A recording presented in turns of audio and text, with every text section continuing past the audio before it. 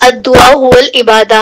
اللہ کے نبی صلی اللہ علیہ وآلہ وسلم نے فرمایا کہ دعا ہی عبادت ہے. ہمیں لگتا ہے کہ دعا جو ہے وہ عبادت کا پارٹ نہیں ہے، عبادت کا حصہ نہیں ہے، ایک الگ سی چیز ہے اور آپشنل چیز ہے، اس کو مانگ لیں نہ مانگے ڈزنٹ میٹر. ایسا نہیں ہے، بلکہ اللہ کے نبی نے کہا یہ دعا عبادت ہی ہے. یعنی کہ اللہ سے مانگنا، اللہ کو پکارنا عبادت ہے، عبادت کا ایک درجہ ہے. تو اس کو سٹارٹ کرنے سے پہلے ایک چھوٹی سی جو علامہ اقبال کی ایک نظم ہے، لب پہ آتی ہے دعا بن کے تمنا میری، زندگی شمع کی صورت ہو خدایا میری، دور دنیا کا میرے دم سے اندھیرا ہو جائے، ہر جگہ میرے چمکنے سے اجالا ہو جائے، ہو میرے دم سے یوں ہی میرے وطن کی زینت، جس طرح پھول سے ہوتی ہے چمن کی زینت، زندگی ہو میری پروانے کی صورت یارب، علم کی شمع سے ہو مجھ کو محبت یارب، ہو میرا کام غریبوں کی حمایت کرنا، درد مندوں سے ضعیفوں سے محبت کرنا، میرے اللہ برائی سے بچانا مجھ کو، نیک جو راہ ہو اس راہ پر چلانا مجھ کو. یہ پڑھی تو ہم نے بچپن میں بہت سنی تو بہت، لیکن اس کا مطلب اور مقصد اب سمجھ میں آیا. اس دعا کا جو خلاصہ تھا نا، مفہوم جو تھا، وہ اب سمجھ میں آیا کہ اللہ تعالیٰ ہماری زندگیوں کو نا شمع کی صورت بنا دینا، اللہ تعالیٰ ایک لائٹ بنا دینا ہماری زندگیوں کو، جس لائٹ سے نہ صرف ہم خود فائدہ اٹھائیں بلکہ ہمارے پیچھے آنے والے بھی، ان کے لیے بھی یہ ہماری جو روشنی مشعل راہ بن جائے، ان کو بھی رستہ دکھانے کا ذریعہ بن جائے. اور اللہ تعالیٰ ہمیں ایسا پروانہ بنا دینا جو ہر وقت جو علمی شمع ہے، جو علم کی شمع ہے نا، اس کے گرد منڈالتا رہے. ہر وقت ہمیں حرص ہو، ہمارے دل میں یہ چاہت ہو، یہ تمنا ہو کہ ہمیں علم حاصل ہو جائے، نافع علم حاصل ہو جائے. اور نافع علم کون سا ہوگا؟ نافع علم وہ ہوگا جس سے ہمیں اللہ کی ذات کی پہچان مل جائے، جس سے ہمیں اللہ تعالیٰ کو راضی کرنے کے طریقے مل جائیں، جس سے ہمیں وہ ادا وہ انداز پتہ لگ جائے جس سے ہم یہ جان لیں کہ اللہ ہم سے کیسے راضی ہوگا. وہ ہے نافع علم. دنیا کا علم بھی نافع ہے، لیکن اس کے لیے کنڈیشن ہے، اس کے لیے شرط ہے کہ جب دنیا کا علم، دنیا کی ڈگریاں جو ہے وہ وحی الہی کے علم کے تابع ہوگا نا، تب وہ علم نافع بنے گا. ایک ڈاکٹر بن کر تب تک انسانیت کے لیے جو ہے وہ مہربان اور وہ فائدہ مند نہیں ہو سکتا جب تک کہ اس کی ڈگری جو ہے وحی الہی کے علم کے تابع نہیں ہے. اگر وہ دین سے بے بہرا ہے، اس کو دین کی تعلیمات سے جو ہے وہ بے بہرا رکھا گیا ہے، روشناس نہیں ہے دین کی تعلیم سے، تو وہ ایک ڈاکٹر بن کر جو ہے نا وہ خدمت خلق کم کرے گا، اس کو اپنا پروفیشن زیادہ سمجھے گا. جیسے کہ آج کے دور میں جو ڈاکٹرز ہیں وہ کیا ہیں؟ وہ مسیحا کم ہے اور پروفیشنل زیادہ ہیں. کیوں؟ کیونکہ ان کی زندگی میں جو تعلیم تھی نا وہ صرف دنیاوی تعلیم تھی، علم دین نہیں تھا اس تعلیم کے ساتھ. تو جہاں جہاں بھی اللہ نے منع نہیں کیا، اللہ کے نبی نے پڑھنے سے منع نہیں کیا، ڈگریاں حاصل کرنے سے، ڈاکٹر انجینئرز بننے سے منع نہیں کیا، بلکہ پسند کیا کہ مومن کو جو ہے وہ بہت زیادہ ایکٹیو ہونا چاہیے، مومن کو زمانہ شناس بھی ہونا چاہیے، مومن کو سب سے پہلے رب شناس ہونا چاہیے، سب چیزیں حاصل کرے، لیکن ان سب چیزوں کو انڈر کس کے رکھے؟ اللہ تعالیٰ کے اطاعت کے، نبی کریم صلی اللہ علیہ وسلم کے اطاعت کے رکھے، تو پھر وہ علم جو ہے وہ فائدہ مند اور نفع بخش ہوگا انشاءاللہ تعالیٰ. اچھا، آج کا ٹاپک چونکہ دعا ہے تو دعا کے حوالے سے ہماری بہت ساری مسکنسیپشنز ہیں. ہمیں ایسا لگتا ہے کہ ہمارے معاملات جو ہیں وہ ٹھیک نہیں ہیں، ہم ویسے نیک اور عبادت گزار نہیں ہیں، ہم بڑے گناہ گار اور خطا کار ہیں، اس وجہ سے اللہ تعالیٰ ہماری سنے گا نہیں. ہم زیادہ تر دعائیں جو ہے نا بس اسی لیے بے رغبتی سے مانگتے ہیں، ہم دل کے ساتھ توجہ کے ساتھ اللہ تعالیٰ کو نہ تو پکارتے ہیں اور نہ ہی ہمارے دل کے اندر یہ خیال آتا ہے کہ اپنی حاجات جو ہے وہ ہم اللہ کے سامنے پیش. ہم لوگوں سے ڈسکس کرتے ہیں، میں آج کل اس مسئلے میں مبتلا ہوں، مجھے آج یہ پریشانی لاحق ہے، آج بچوں نے ایسے کر دیا، آج شوہر نے ایسے کر دیا، ہم سب کو سناتے ہیں. حالانکہ بیک آف دا مائنڈ ہمارے یہ چیز ہوتی ہے کہ یہ کچھ نہیں کر سکتا، یہ میرا کوئی معاملہ سارٹ آؤٹ نہیں کر سکتا، کوئی پرابلم سالو نہیں کر سکتا میری، اس کے باوجود ہم اس کو سنا رہے ہوتے ہیں. جبکہ ہمیں پتہ ہے کہ اللہ سب کچھ کر سکتا ہے، ہمیں پتہ ہے کہ اسی کے اذن سے میں اس تکلیف میں گرفتار کی گئی ہوں، اسی کے اذن سے کوئی مصیبت کوئی پریشانی آئی ہے. جب مجھے اس بات کا ادراک ہے کہ آئی باذن اللہ ہے، اللہ کے اذن سے، تو مجھے یہ ادراک کیوں نہیں ہے کہ جائے گی بھی اسی کے اذن سے.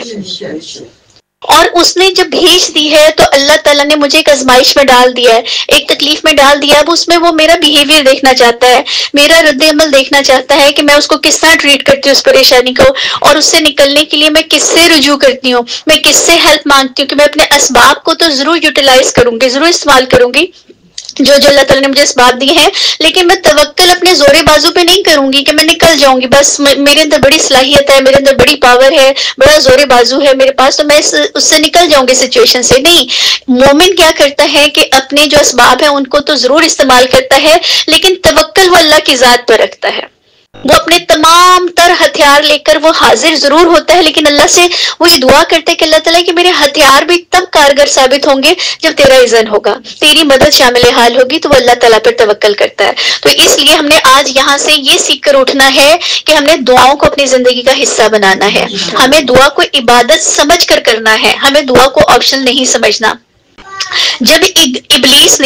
کو ہم سب جانتے ہیں نا، ابلیس شیطان جو ہے، جب ابلیس نے حکم ربی پر آدم کو سجدہ نہ کیا تو اللہ نے اسے ملعون، مردود اور لعنتی بنا دیا. مگر اس سب کے باوجود اس نے اللہ سے کہا کہ تو نے مجھے دھتکار تو دیا ہے، جنت سے نکال تو دیا ہے اور مجھ پر اپنے غضب کو سوار تو کر دیا ہے، مگر میری درخواست ہے کہ تو مجھے قیامت تک کے لیے مہلت دے دے. اللہ نے فرمایا جا تجھے وقت مقررہ تک کے لیے مہلت دے دی گئی. لہٰذا آج شیطان اسی مانگی ہوئی مہلت کے نتیجے میں زندہ ہے اور اپنے مشن پر کاربند ہے. تو جو لوگ آج یہ خیال کرتے ہیں کہ وہ گناہ گار ہیں اس لیے رب ان کی سنتا نہیں یا سنے گا نہیں، وہ سوچیں کہ کیا وہ ابلیس سے بھی زیادہ گناہ گار ہے. جس ابلیس نے سب سے پہلے اللہ تعالیٰ کی نافرمانی کی، حکم ربی پر آدم کو سجدہ نہ کیا، اللہ کو نہیں آدم کو سجدہ نہیں کیا، جب اللہ تعالیٰ نے اس کو راندہ درگاہ بھی کر دیا، ملعون اور لعنتی ابلیس کا مطلب ہے انتہائی مایوس، یعنی کہ اب اللہ تعالیٰ نے کہا کہ تو میری رحمت سے محروم ہو گیا، تجھے میری رحمت کا کوئی حصہ نہیں ملے گا. اور آپ کو پتا ہے نا کہ رحمت کیا چیز ہے، کہ جس کے بارے میں نبی کریم صلی اللہ علیہ وسلم نے فرمایا کہ عائشہ تم جانتی ہو کہ اللہ تعالیٰ کی رحمت کے بغیر کوئی شخص جنت میں داخل نہ ہو سکے گا. عائشہ رضی اللہ تعالیٰ عنہ نے فرمایا کہ اللہ کے نبی کیا آپ بھی نہیں؟ فرمایا ہاں میں بھی نہیں. یعنی کہ ہم اپنے اعمال کی بنیاد پر اپنے زور بازو پر جنت میں داخل نہیں ہو سکتے. جس پر اللہ تعالیٰ کی رحمت ہوگی وہی جنت میں داخل ہوگا، اور جس کو اللہ تعالیٰ رحمت سے محروم کر دے وہ جنت میں کیسے داخل ہو سکتا ہے؟ جس کا ذمہ اللہ تعالیٰ نے لے لیا ہو کہ یہ نہیں داخل ہو سکتا، اس کو اور کون سی اللہ سے بڑی نعوذ باللہ من ذالک کوئی سپر پاور ہوگی جو اس کے لیے اس چیز کا اعلان کرے گی کہ جنت میں جا سکتا ہے. تو شیطان کے لیے اللہ تعالیٰ نے اناؤنس کر دیا کہ میری رحمت سے ہمیشہ کے لیے محروم ہو گیا، یہ لعنتی ہے. مگر جب اس نے اللہ تعالیٰ سے یہ تقاضا کیا کہ اللہ تعالیٰ مجھے مہلت دے دے، دعا مانگی نا اس نے اللہ تعالیٰ سے، اور اللہ تعالیٰ نے اس ملعون کی دعا بھی قبول کر لی. اللہ نے کہا کہ جا تجھے وقت مقررہ تک کے لیے مہلت دے دی گئی ہے. لہٰذا شیطان اسی مانگی مہلت کے نتیجے میں آج ہم سب کو گمراہ کرنے کی کوششیں کرتا ہے، فتنے ڈالتا ہے ہمارے دلوں میں، وسوسے ڈالتا ہے. تو لہٰذا جو لوگ یہ سوچتے ہیں نا کہ اللہ ہماری سنے گا نہیں، بالکل نہیں، اس سوچ کو اپنے ذہن سے نکال دیں. اللہ ضرور سنے گا. اللہ اپنے بندوں سے بہت محبت کرنے والا ہے. یقین کیجئے کہ ہمارا پروردگار ہم پر بے حد مہربان ہے، اور اتنا مہربان ہے کہ اس نے اپنے گناہ گار بندوں کو بھی قرآن میں کچھ اس انداز میں پکار کر تسلی دی. قل یا عبادی الذین اسرفوا علی انفسہم لا تقنطوا من رحمت اللہ. اس نے کہا کہ میرے ان بندوں سے کہہ دیجئے. اللہ تعالیٰ نے سب سے پہلے آن کیا اپنے بندوں کو، یہ نہیں کہا کہ میرے ان مجرم بندوں سے کہہ دیجئے، ان خطا کار بندوں سے کہہ دیجئے، گناہ گار بندوں سے کہہ دیجئے، بلکہ کہا کہ نہیں میرے بندوں سے، جیسے بھی ایک بندے ہیں، مندے ہیں، گناہ گار ہیں، مجرم ہیں، میری بندے ہیں نا، تو میرا پیغام دے دیجئے. کس سے کہہ رہے ہیں اللہ تعالیٰ؟ نبی کریم صلی اللہ علیہ وسلم سے کہہ رہے ہیں کہ میرے ان بندوں سے کہہ دیجئے جنہوں نے اپنی جانوں پر ظلم کر لیا ہے. ظلم کیا ہے؟ اللہ کی نافرمانی ظلم ہے. ظلم کر کے کیا ملے گا انسان کو؟ انسان کا جسم جو ہے، یہ مٹی کا بنا ہوا جسم جو ہے، یہ جہنم کا ایندھن بنے گا. تو اللہ تعالیٰ ریئلائز کروا رہے ہیں کہ جس نے اپنی جان پر ظلم کر لیا ہے گناہ کر کے، وہ میری رحمت سے مایوس نہ ہو. لا تقنطوا من رحمت اللہ. اللہ کہہ رہے ہیں کہ ہرگز مایوس نہ ہو میری رحمت سے. ان اللہ یغفر الذنوب جميعا، کہ اللہ تعالیٰ ان کا ایک گناہ معاف نہیں کرے گا، دو معاف نہیں کرے گا، تین معاف نہیں کرے گا. اللہ نے کہا سب کے سب معاف کر دوں گا میں. گناہ گار لوگوں کے بھی گناہ اللہ تعالیٰ کہہ رہے کہ میں معاف کر دوں گا، کیونکہ انہ هو الغفور الرحیم، کہ بے شک وہ ہے ہی غفور الرحیم، وہ بخشش کرنے والا ہے اور وہ رحمت کرنے والا ہے، اپنی رحمت کے ذریعے انسانوں کے گناہوں کو معاف کرنے والا ہے. بس اس کی رحمت اور بخشش کو پانے کے لیے، اس کے لطف و کرم کو سمیٹنے کے لیے ضرورت ہے اس وحدہ لا شریک پر پختہ اور کامل ایمان کی، اس سے بخشش مانگنے کی، اس کی طرف لوٹ جانے کی. یقین جانے وہ سمندروں، دریاؤں، نہروں، چشموں اور ندی نالوں کا مالک اپنے بندے کی آنکھ سے نکلے اس پانی کے قطرے سے محبت کرتا ہے جو احساس ندامت میں اور خوف الہی میں مکھی کے سر کے برابر بھی آنکھ سے نکل جائے.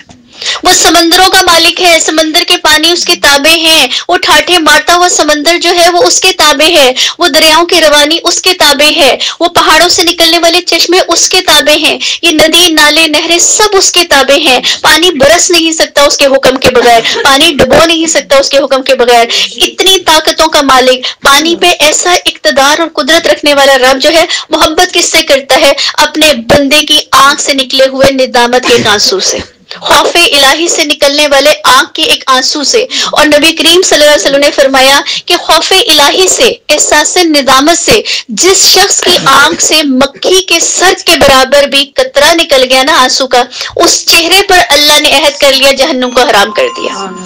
اس چہرے کے اوپر جہنم کی آنکھ کو اللہ رب العزت نے حرام کر دیا۔ ایسا غفور رحیم ہے ہمارا رب، ایسے قدردانی کرنے والا ہے اس چھوٹے سے قطرے کی بھی آنکھ سے نکلنے والے۔ لیکن یہ قدردانی آج ہے، یہ قدردانی دنیا کے لیے ہے، یہ مہلت، یہ اپرچونٹی، یہ گرینڈ سیل جو لگی ہوئی ہے نا، یہ آج کے لیے لگی ہوئی ہے۔ آپ کو پتہ ہے نا جب بڑے بڑے برانڈس میں گرینڈ سیل لگتی ہے تو محدود وقت کے لیے لگتی ہے، اس کے بعد ختم ہو جاتی ہے سیل، جو چاہے فائدہ اٹھا لے، اس کے بعد نہیں ملے گا اس کو فائدہ، پھر فل ریٹ پہ ملے گا اس کو، ٹھیک ہے۔ اور ہو سکتا ہے کہ بعض دفعہ آپ کا پسند کا آرٹیکل ملے بنا آپ کو۔ بالکل ایسے ہی یہ مہلت عمل جو ہے نا، یہ صرف زندگی کے اندر ہے، زندگی ختم ہو گئی، مہلت عمل ختم ہو گئی، گرینڈ سیل ختم ہو جائے گی اللہ تعالیٰ کی طرف سے۔ آج آنکھ سے نکلے ہوئے آنسو کے قطرے سے محبت کرنے والا رب نبی کریم صلی اللہ علیہ وسلم فرماتے ہیں کہ کل قیامت کے دن گناہگار جہنمی جب جہنم کو دیکھیں گے، اپنے ملنے والے عذابات کو دیکھیں گے، وہ اتنا روئیں گے، اتنا چیخیں گے، اتنا پکاریں گے کہ ان کی آنکھوں سے آنسو بہہ بہہ کر نہریں رواں ہو جائیں گی، نہریں جاری ہو جائیں گی ان کی آنکھوں سے بہنے والے آنسوؤں کے ذریعے، لیکن ان کی کوئی داد رسی وہاں نہیں ہوگی، ان آنسوؤں کی کوئی قدر نہیں ہوگی، کیونکہ وہ سیل ختم ہو چکی ہوگی، گرینڈ سیل اپرچونٹی جو تھی وہ ختم ہو گئی۔ پھر صحیح بخاری کی حدیث ہے کہ اگر کسی بندے سے گناہ سرزد ہو جائے اور وہ فوراً اپنے رب کی طرف پلٹے اور توبہ استغفار کرے تو اللہ خوش ہو کر اپنے فرشتوں سے فرماتے ہیں، دیکھو ذرا میرے بندے کو کہ اس سے گناہ تو سرزد ہو گیا ہے، لیکن وہ فوراً اپنے گناہ کی معافی کے لیے اس احساس سے میری طرف پلٹا ہے کہ اس کا ایک رب ہے جو اسے معاف کر دے گا، لہٰذا اے میرے فرشتوں گواہ ہو جاؤ کہ میں نے اسے بخش دیا۔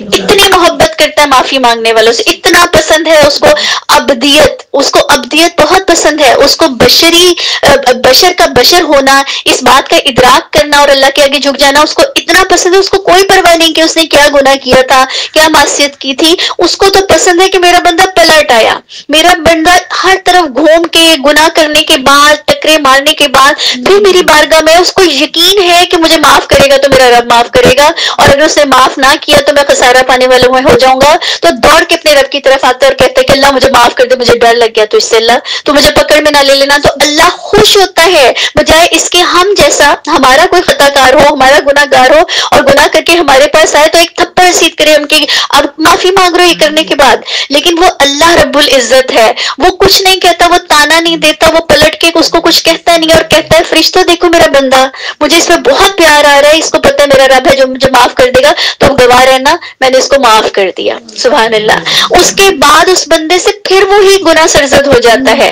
اور وہ بندہ پھر اللہ کی بارگاہ میں لوٹتا ہے اور کہتا ہے میرے پروردگار مجھ سے گناہ ہو گیا تجھے معاف کر دے۔ اللہ کہتا ہے دیکھو اس کو پھر پتہ ہے کہ اس کا ایک رب ہے جو اس کو معاف کر دے گا، تو میرے فرشتوں گواہ رہنا میں نے پھر اس کو معاف کر دیا۔ اور پھر تیسری دفعہ پھر اس سے گناہ سرزد ہوتا ہے اور پھر وہ اللہ کی بارگاہ میں پلٹ کر جاتا ہے، تو اللہ کہتا ہے دیکھو میرے فرشتوں کتنا پیارا ہے میرا بندہ، اس کو پتہ ہے اس کا ایک رب ہے جو اس کو معاف کر دے گا، میرے فرشتوں گواہ رہنا کہ میں نے اب اس کو ہمیشہ کے لیے معاف کر دیا،